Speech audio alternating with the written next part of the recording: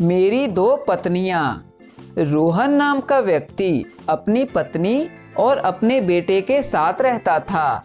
उसकी शादी को 2 साल हो गए थे। रोहन पर एक सेठ का काफी बड़ा कर्ज था जिसे वह चुका नहीं पा रहा था। रोहन, तू मेरा कर्ज तो चुका नहीं पा रहा, इसीलिए तुम्हें मेरी बेटी से शादी करनी पड़ेगी। उसे तुम बहुत ही पसंद हो। पर सेठ जी, परवर कुछ नहीं, अब शादी तो करनी ही पड़ेगी। तब रोहन शादी के लिए मान जाता है, पर वह सेठ को यह नहीं बताता कि वह पहले से शादीशुदा है। तब उन दोनों की शादी हो जाती है। भोली, यह हमारा नया घर है, अब से हम यहीं रहेंगे और मैंने तुम्हारे लिए एक काम वाली बाई भी रख दी है। आपका बहुत बहुत धन्यवाद। आप बहुत ही अच्छे हो। ऐसा पति भगवान सबको दे। रोहन वह नया घर अपने पुराने घर के नजदीक ही लेता है ताकि वह आसानी से छुप छुप कर आ जा सके। आप आजकल घर में बहुत ही कम रहते हो, कहीं आपने दूसरी शादी तो नहीं कर ली? अरे, इसे कहीं पता तो नहीं चल गया? नहीं नहीं कोमल, मैं तुम्हारा हूँ और तुम्हारा ही रहूंगा। तू तो मेरी प्राणों से अधिक प्रिय पत्नी हो। ज्यादा मस्का मत लगाओ, मैं सब जानती हूँ आप कैसी कैसी हरकतें करते हो। कुछ समय बाद भोली के पिताजी की मृत्यु हो जाती है।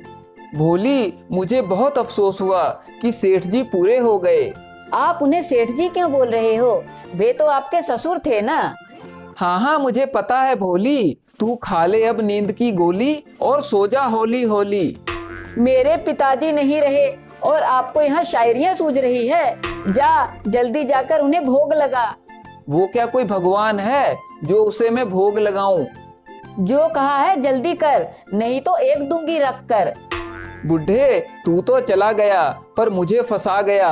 कितना मनहूस दिन था जब मैंने तुमसे पैसे उधार लिए थे। बड़ा हंस रहा है 8-8 इंच के दांत निकाल कर। तू कन्यादान करके नहीं गया, तू मेरी लाइफ की वाट लगा कर गया है। मेरी लाइफ का हलवा बनाकर हलवा खाएगा। क्यों बुढ़े? क्यों बुढ़े? नहीं नहीं, क्यूट बुढ़े। ऐसा बुढ़ा कहाँ मिलता है इंडिया में। फिर से बुढ़े? अरे मेरी जान, बुढ़े नहीं, मेरे प्रिय पिताजी। अच्छा, अब मैं जा रहा हूँ। प्रसाद तो खा लीजिए। नहीं भोली, मुझे ऑफिस जाना है, आकर खा लूंगा। एक दिन एक कपड़ा भोली के घर से उड़कर रोहन की पहली पत्नी कोमल के पास गिरता है। सुनिए जी, यह आपका अंडरगारमेंट बाहर से उड़कर आया है।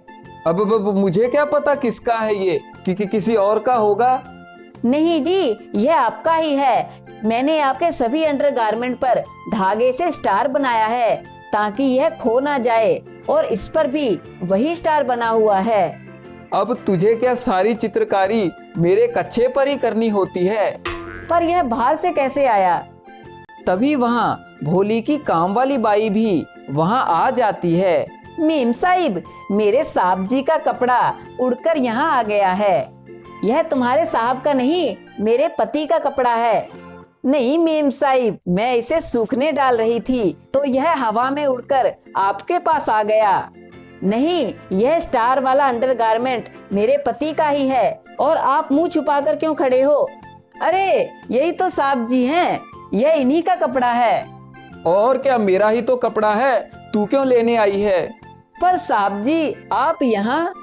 मेरी मर्जी, मैं जहाँ मर्जी रहूं। तू जा यहाँ से। अरे, इस काम वाली बाई को क्यों रख लिया? यह कहीं उसे सब कुछ बता ना दे। तब वह वहां से चली जाती है और कोमल दोबारा पूछती है, पर यह अंडरगारमेंट बाहर से कैसे आया? अब मुझे क्या पता, तुम ही सुखा रही होगी और हवा में उड़ गया होगा और फिर हवा में उड़कर वापस आ गया।